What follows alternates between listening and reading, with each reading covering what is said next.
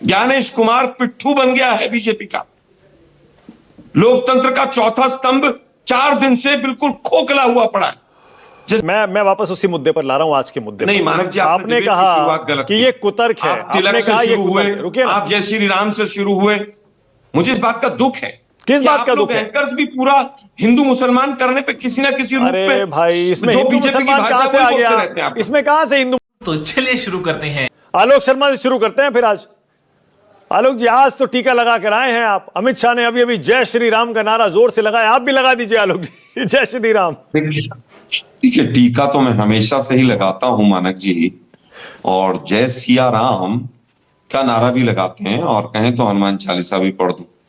लेकिन ये टीवी का मंच है, शायद डिबेट के लिए हम लोग बैठे हैं यहाँ।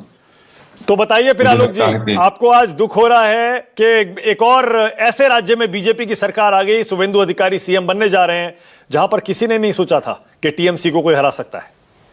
देखिए, दुख और सुख की बात नहीं है। दुख की बात यह है या सुख की बात यह है कि किसकी सरकार बनी, ये इंपॉर्टेंट नहीं। दुख की बात यह है सरकार कैसे बनी। जनता माफ नहीं करेगी। सरकार पूरी तरह से जनमत को किस तरह से लूट कर इलेक्शन कमीशन ने बनवाई, इस बात का दुख है। सरकारें तो अगर इसी तरह से बनेंगी तो पूरे हिंदुस्तान में क्या, जहां पर भी ज्ञानेश कुमार इलेक्शन कमीशन बना के भेजेंगे वहीं पर बन जाएंगे। आज उनको धन्यवाद, अमित शाह जी ने सबका धन्यवाद दिया, ज्ञानेश कुमार जी का धन्यवाद देना भूल गए।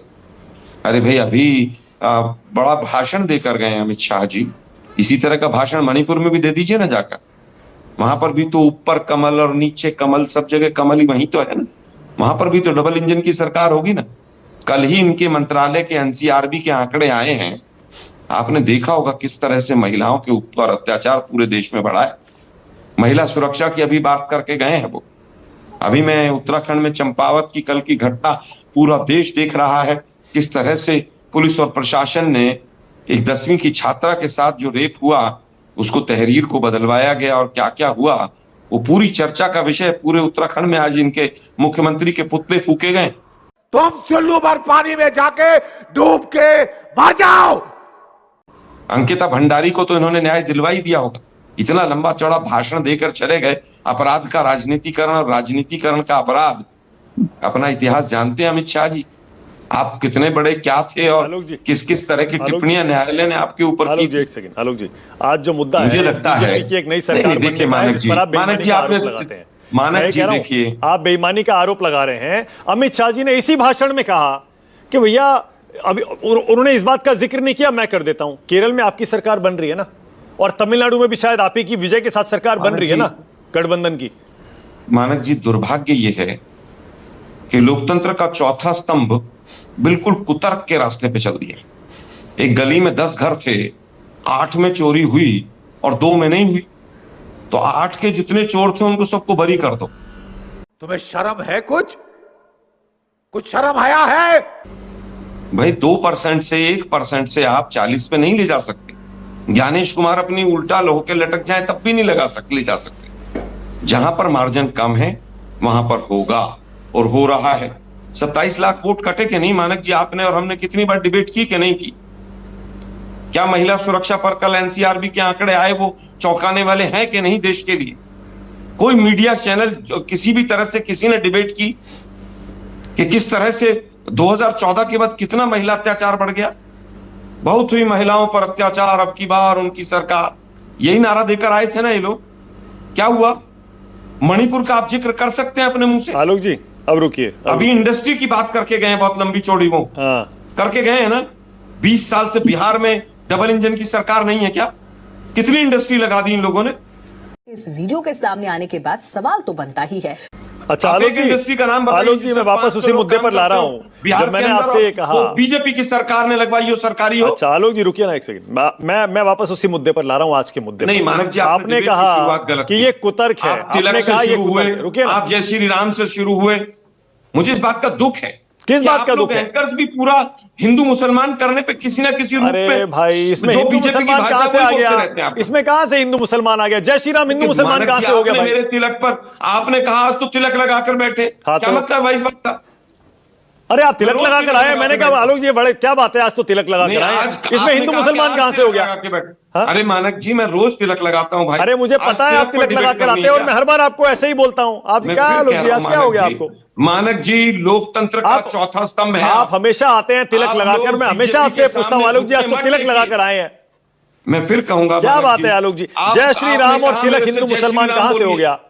अरे भाई एंकर्स का ये काम हो गया क्या काम हो कि गया? कैसे जय श्री राम के नारे लगवाएंगे। अरे अपने कुल की मर्यादा, देश की मर्यादा का हनन करने वाले द्रोही। मैं कमाल तो कह है रहा हूं, मैं 10 बार जय श्री राम बोलूंगा। उस समय आलोक जी, हमारी आपको सरकार नहीं बन बोलना जाएगी। जय श्री राम, मत अरे बोलिए, भाई सरकार मत बनेगी बोलिए ज्ञानेश जय श्री कुमार- राम, क्या दिक्कत है, ज्ञानेश मत कुमार बोलिए। के पिट्ठू बनने से। ज्ञानेश कुमार पिट्ठू बन गया है बीजेपी का। लोकतंत्र का चौथा स्तंभ 4 दिन से बिल्कुल खोखला हुआ पड़ा है, जैसे एक ही जगह चुनाव हुआ है, दूसरी जगह चुनाव ही नहीं हुआ। अरे कहीं। दूसरी जगह का ही तो मैं आपको उदाहरण दे रहा था, जिस पर आप बोल फिर रहे कह कुतर्क रहा हो हूं। गया।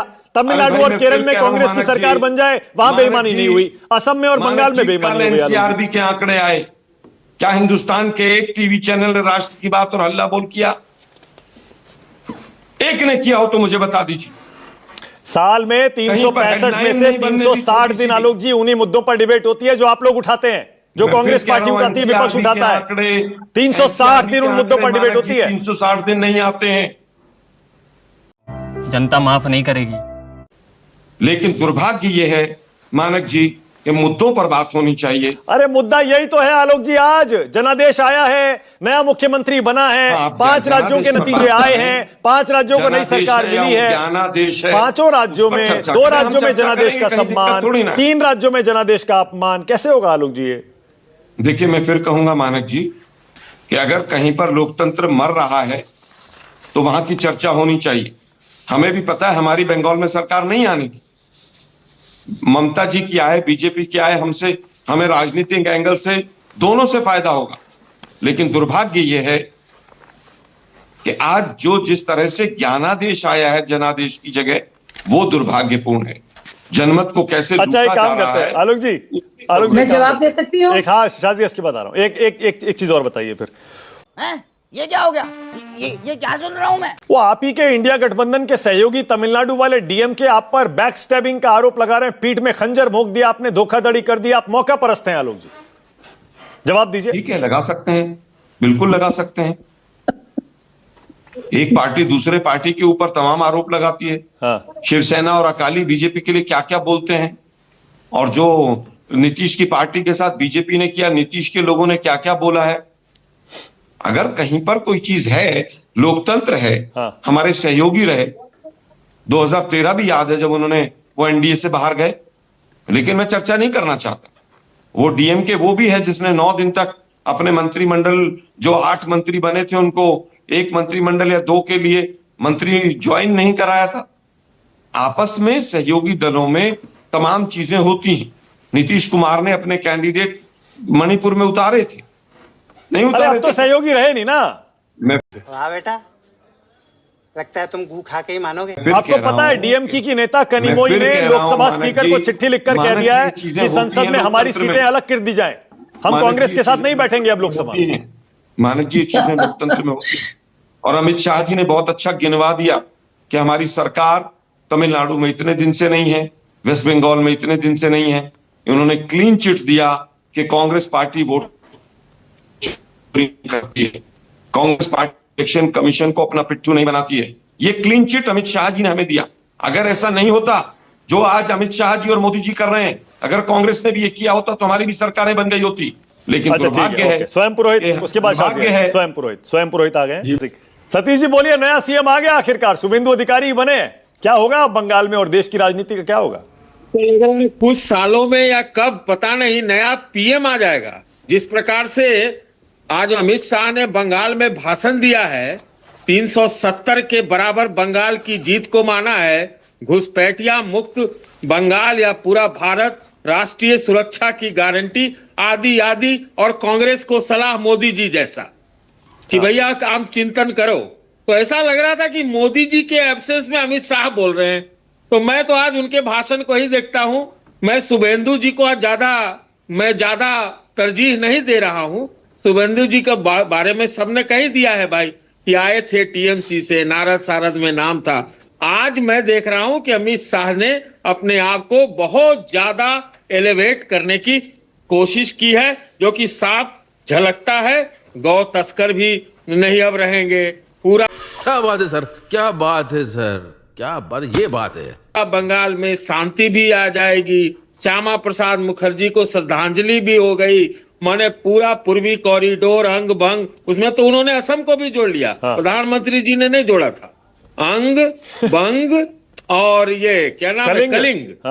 हाँ, तो उसमें असम को भी जोड़ दिया अमित शाह जी ने। तो मैं उसको उस दृष्टि से आज उनके पदार्पण को, उन्हीं के नेतृत्व में बंगाल में उनकी जीत हुई है, ये उन्होंने जता दिया। ठीक है, ओके।